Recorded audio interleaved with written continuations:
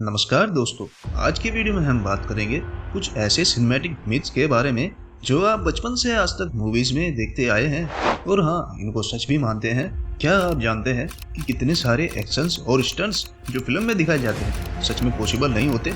इस वीडियो में हम इन मिथ्स को एक्सपोज करेंगे और जानेंगे कि क्या सच में कुछ ऐसा पॉसिबल है। तो चलिए शुरू करते हैं।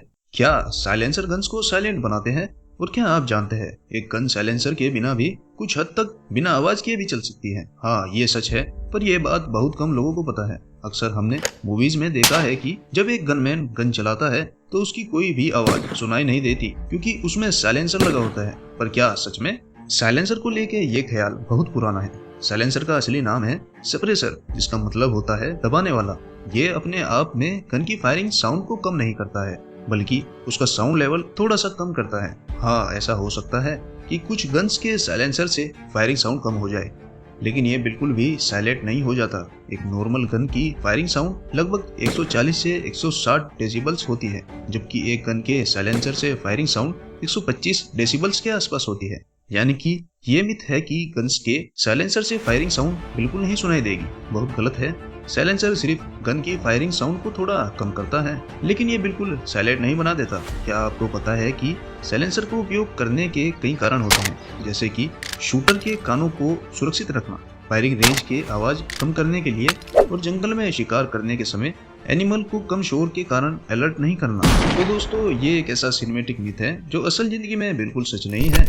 मूवीज में और टीवी शोज में हम देखते हैं कि सभी तरह की हैकिंग आसानी से और बहुत जल्दी की जा सकती है, लेकिन क्या सच में हैकिंग्स करना इतना आसान होता है?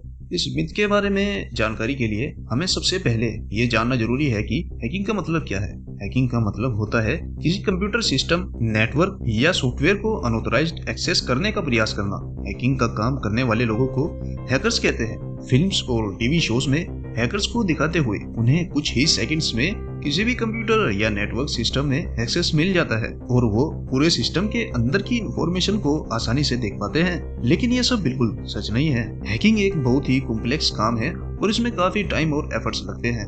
हैकिंग का काम करने वाले लोगों को अच्छे स्किल्स और एक्सपीरियंस होने की जरूरत होती है। हैकर्स को काफी सारी टेक्निक्स और टूल्स यूज करने पड़ते हैं, जिन्हें जानने और समझने में काफी टाइम लगता है। किसी भी कंप्यूटर सिस्टम या नेटवर्क को हैक करना इलीगल है और इसके लिए काफी स्ट्रॉन्ग सिक्योरिटी मेजर्स भी होते हैं।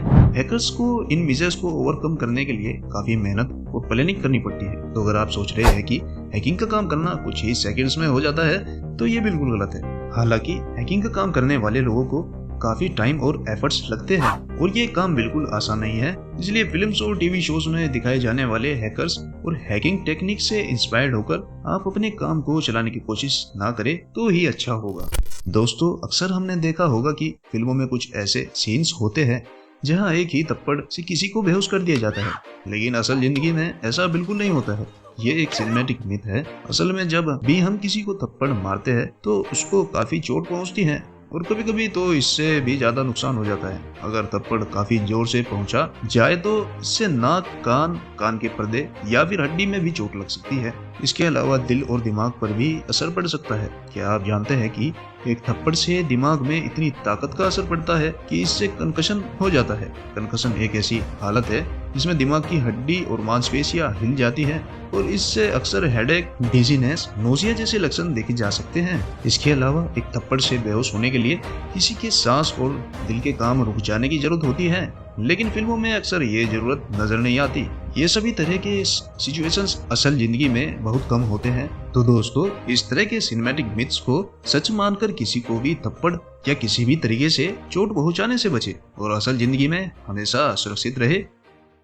अक्सर हम मूवीज में देखते हैं कि हल्के से स्पार्क से ही गाड़ी में बहुत बड़ा ब्लास्ट हो जाता है, लेकिन क्या सच में गाड़ियों में इतना बड़ा ब्लास्ट हो सकता है? कार्स के एक्सप्लोजन्स हमेशा बड़े ब्लास्ट के रूप में नहीं होते हैं। इसके पीछे कुछ साइंटिफिक रीजंस होते हैं। कार्स में पेट्रोल और ऑक्सीजन के मिक्सचर्स का एक्सप्लोजन्स होता है। जब भी कोई एक्सीडेंट होता है और पेट्रोल की टंकी फट जाती है तो उसके सारे कंपोनेंट्स एक साथ इग्नाइट हो जाते हैं और बहुत बड़ा ब्लास्ट हो जाता है। लेकिन ज्यादातर कार्स में पेट्रोल की टंकी फटने से पहले पेट्रोल लीक होना शुरू हो जाता है। इससे पहले ही पेट्रोल के वेपर्स एटमॉस्फेयर में चले जाते हैं और जब स्पार्क या फ्लेम से कांटेक्ट करते हैं तो बहुत तेजी से बर्न हो जाता है। इससे भी एक्सप्लोजन क्रिएट होता है, लेकिन इसमें ब्लास्ट बहुत छोटा होता है और ये बहुत कम डैमेज क्रिएट करता है। दूसरी वजह की कार्स में पेट्रोल की टंकी के अलावा भी बहुत सारे कंपोनेंट्स होते हैं, जैसे कि engine oil, transmission fluid, brake fluid, coolant और भी बहुत कुछ। ये सभी लिक्विड्स अलग अलग तरह के केमिकल कंपोजिशंस के होते हैं और पेट्रोल से अलग तरह से बर्न होते हैं। इसलिए जब इन लिक्विड्स के साथ स्पार्क या फ्लेम से कांटेक्ट होता है तो उनकी रिएक्शन पेट्रोल से अलग होती है। इससे भी ब्लास्ट क्रिएट होता है, लेकिन ये बहुत कम इंटेंसिटी का होता है और बहुत कम डैमेज क्रिएट करता है। इसलिए ये मिथ कि कार एक्सप्लोजन्स हमेशा बड़े ब्लास्ट के रूप में होते हैं, ये बिल्कुल सही नहीं है। कार्स के एक्सप्लोजन बहुत सारे फैक्टर्स पर डिपेंड करते हैं और हर बार ये बड़ा ब्लास्ट क्रिएट नहीं करते। आपने ऐसी मूवीज तो जरूर देखी होगी जिसमें इंटरवल से पहले हीरो मर जाता है और आप सोचते हैं कि अब आगे क्या होगा, और इंटरवल के बाद देखते हैं कि हीरो को हीरोइन सीपीआर देती है और वो तुरंत उठ जाता है, जैसे अंडरटेकर नॉकडाउन होने के बाद उठता है। लेकिन क्या असल में ऐसा हो सकता है? दरअसल रियल लाइफ में ऐसा नहीं होता है। ये एक सिनेमैटिक मिथ है जो मूवीज में दिखाया जाता है और लोगों के दिमाग में ये बैठ जाता है कि अगर कोई इंसान बेहोश हो जाए या हार्ट अटैक हो जाए तो उन्हें सीपीआर से तुरंत जिंदा किया जा सकता है। लेकिन हकीकत यह है कि सीपीआर के द्वारा किसी को तुरंत जिंदा नहीं किया जा सकता है। सीपीआर एक इमरजेंसी मेडिकल ट्रीटमेंट है जिसे कार्डियक अरेस्ट या बेहोशी में आए व्यक्ति के शरीर में ऑक्सीजन सप्लाई को बढ़ाने के लिए किया जाता है। इसके लिए चेस्ट कंप्रेशंस और mouth to mouth rescue breathing दी जाती है, जिससे कि इंसान की हृदय गति और ऑक्सीजन सर्कुलेशन को मेंटेन किया जा सकता है। लेकिन सीपीआर से किसी को तुरंत जिंदा नहीं किया जा सकता। इससे कार्डियक अरेस्ट या बेहोशी के कारण इंसान के ऑर्गन्स के डैमेज को रोका जा सकता है। लेकिन अगर किसी इंसान के ऑर्गन्स में ज्यादा डैमेज हो चुका है तो सीपीआर से उन्हें जिंदा नहीं किया जा सकता। इसलिए अगर किसी इंसान को कार्डियक अरेस्ट या बेहोशी का सामना करना पड़ता है तो सीपीआर के साथ साथ तुरंत मेडिकल हेल्प की जरूरत होती है, ताकि जिस्म में ऑक्सीजन सप्लाई को वापस पहुंचाया जा सके और ऑर्गन्स को डैमेज होने से बचाया जा सके। ये एक और कॉमन सिनेमैटिक मिथ है कि किसी भी इंसान को एक कांच की खिड़की से आसानी से और बिना किसी तकलीफ के जंप करके अंदर आने या बाहर निकलने में कुछ भी नहीं होता है। ये मिथ बहुत गलत है। असल में जब कोई इंसान गिलास विंडो से जंप करता है तो ये काफी रिस्की होता है। गिलास के पीसेस इंसान के साथ घाव भी कर सकते हैं और उसके अंदर चुभने के भी खतरे होते हैं। साथ ही विंडो का डिजाइन और मटेरियल भी इम्पोर्टेंट फैक्टर है। ज्यादातर विंडोज टेम्पर्ड गिलास से बने होते हैं, जो एक ऐसी स्पेशल टेक्निक से बनाया जाता है कि इनके टूटने पर छोटे छोटे टुकड़े बन जाते हैं जिनसे कोई सीरियस इंजरी ना हो। इसके अलावा विंडो फ्रेम की भी स्ट्रेंथ और इंसान के लैंडिंग पर उसकी फ्लेक्सिबिलिटी की भी भूमिका होती है। किसी भी विंडो से जंप करने के बाद इंसान को सीरियस इंजरीज, फ्रैक्चर्स और इन सम केसेस डेथ भी हो सकती है। इस तरह के फिल्मी मिथ से इंस्पायर ना हो और ऐसे रिस्की स्टंट्स को भी ट्राई ना करें। अब बात करेंगे एक ऐसे सिनेमैटिक मिथ के बारे में जो हमारे दिमाग में एक गलत बिलीफ को क्रिएट कर देता है।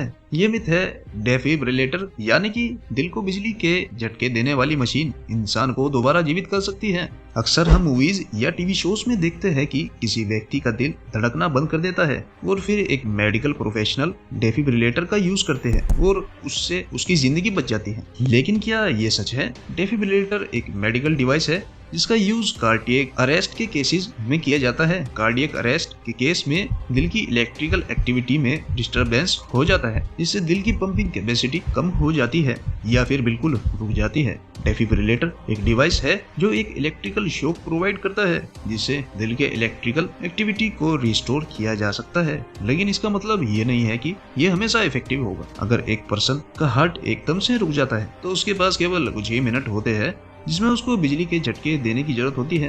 डेफिब्रिलेटर एक लाइफ सेविंग मेडिकल टूल है, लेकिन ये कोई जादू की छड़ी नहीं है जो कि किसी को मरने से बचा देगा। डेफिब्रिलेटर का यूज केवल ट्रेंड मेडिकल प्रोफेशनल्स ही करते हैं, क्योंकि इसको गलत तरीके से यूज करने से भी किसी की जान जा सकती है। इस मिथ का असली साइंटिफिक रीजन ये है कि डेफिब्रिलेटर केवल दिल के इलेक्ट्रिकल एक्टिविटी को रिस्टोर कर सकता है, लेकिन ये दिल को हमेशा के लिए रिस्टार्ट नहीं कर सकता है। तो दोस्तों, ये मिथ बिल्कुल सच नहीं है और इस तरह के मेडिकल इमरजेंसीज के केस में हमें हमेशा ट्रेंड मेडिकल प्रोफेशनल्स की मदद लेनी चाहिए। तो ये थे 7 सिनेमैटिक मिथ्स जो हम लोगों के दिमाग में हमेशा से बसते आए हैं, लेकिन अब आपको इन मिथ्स के बारे में सच्चाई पता चल गई है। अगर आपको कोई और सिनेमैटिक मिथ पता है तो हमें कमेंट्स में जरूर बताइएगा और वीडियो को लाइक और शेयर करना ना भूलिएगा। धन्यवाद और मिलते हैं अगली वीडियो में।